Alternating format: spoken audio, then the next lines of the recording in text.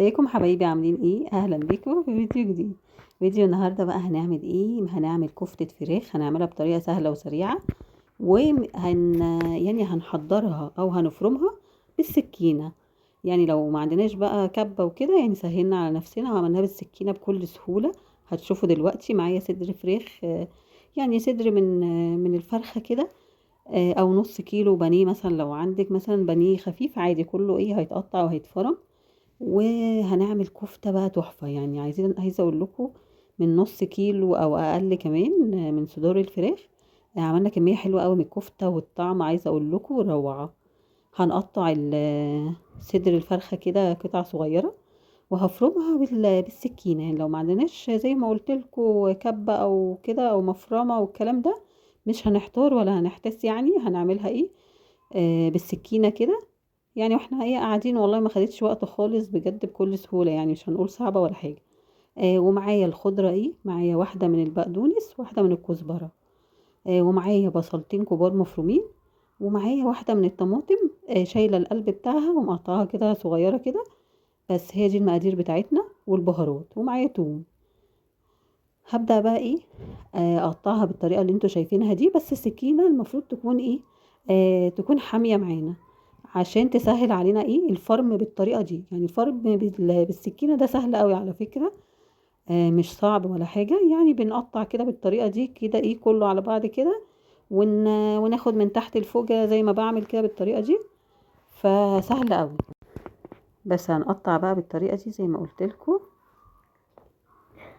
وهنحط بقى البصل. يعني البصل ممكن نقطعه برضو على ايدينا، وممكن بالمبشرة او في الكبة بقى. يعني ايه الموضوع سهل. احنا اتفقنا بقى ايه ان مفيش كبة المرة دي، فهنقطعه على ايدينا او ايه او بالمبشرة. ولا على ايدينا يبقى احسن، عشان مش هيطلع مية كتير، ويخلينا نحتاج بقى ان احنا نحط بقسماط او دقيق.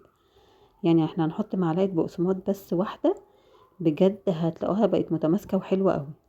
يعني عايزة اقول لكم كفتة الفراخ من الحاجات اللي بجد تحفة يعني. بجد طعمها حلو قوي، غير كفتة اللحمة يعني. لا، كفتة الفراخ طعمها احلى. ومعانا بقى الطماطمايه الصغيرة دي. يعني ده طماطمايه شايلين القلب بتاعها.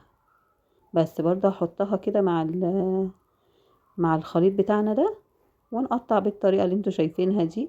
ننعم بقى على قد ما نقدر. وبعدين نحط الملح، نحط الفلفل الاسمر يعني، وملح وسبع بهارات. بس مش هحط اكتر من كده. ومعايا بقى معلقة توم صغيرة. برضو التوم عطى طعم حلو قوي. وعايزه اقول لكم التوم المفروم الجاهز عندنا في البيت، يعني احنا عاملينه مش جاهز، شارينه جاهز يعني. لا، احنا نكونوا مفرمينه، بجد بيسهل علينا كتير قوي. وحطيت معلقه من البقسماط بس كده. هعجن فيها بقى، هي خلاص نعمت، مش هستخدم السكينه خلاص. بصوا بقى، يعني اتفرمت اهي بكل سهوله، ولا كبه بقى ولا كلام ايه كتير. هي بالسكينه، وهعجنها شويه وخلاص. يعني احنا كده ايه، التوم بجد لما بنجهزه، والبصل كمان، يعني ممكن نخرط بصل كتير او نفرمه، هيقعد معانا ومش هيعمل ريحة ولا اي حاجة. بجد بيسهل كتير قوي والله. ومعايا كده المقورة دي، هعمل بيها بقى، هصبع عليها او باللي هي الستيكس بتاعت الشيش طاووق مثلا، ممكن نعمل بيها. لكن لو مش متوفرة عندنا مثلا، نعمل بقى بالمقورة، المخرطة المقورة. او على معلقه برضو تكون مثلا ايه، يعني بالشكل ده، تكون يعني ايه مدوره كده. بس هي المخرطه حلوه، يعني عملتهم ايه بطريقه حلوه. ايه رايكم؟ بصوا يعني كميه قليله من صدور الفراخ عملت لنا شويه كفته حلوين. وممكن نزود بصل اكتر لو حابين. وحطيت بقى ايه هنا في الصينيه دي، حطيت معلقه زبده ومعلقه زيت كبيره. بس وممكن نشويها بقى، يعني ممكن بالطريقه دي نرصها في صينيه وندخلها ايه الفرن تحت الشوايه، برضه هتبقى حلوه قوي. بس انا حبيت اعملها بالطريقه دي، برضه بتبقى تحفه. وهتلاقوها ايه، بصوا يعني بتاخد لون على طول. والفراخ طبعا من الحاجات اللي بتستوي بسرعه يعني، وهي مفرومه طبعا، فبجد ما خدتش وقت خالص. هنعملها بقى مع مكرونه كده، هنعمل صوص المكرونه بطريقه حلوه برضه. او ممكن بقى بعيش، يعني براحتنا بقى. يعني ممكن شوية طحينة كده مع شوية طماطم على بصل والكلام ده بجد. يعني وهم عايزة اقول لكم بجد، اعملوها بجد على ضمانتي بقى، هتعجبكم قوي. يعني اللي ما جربش كفتة الفراخ لحد دلوقتي، لا جربوها هتعجبكم قوي.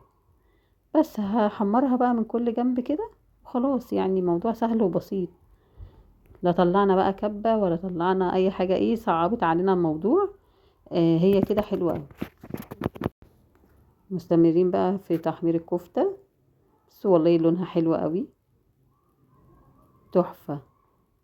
ولو على جريلا كمان هتاخد بقى التضليعات بتاعة الجريل برضه هتبقى حلوة أوي. بس انا حبيت اعملها برضه ايه في صينية كده عشان ايه نسهل على نفسنا الموضوع. فبجد لا تحفة، جربوها هتعجبكم أوي. متنسوش بقى اللايك والشير والسبسكرايب. واللي بيشوفني بقى على البيج على الفيسبوك يشترك في القناة على اليوتيوب، والعكس بقى. يعني لو على اليوتيوب اشتركوا على الصفحة على الفيسبوك.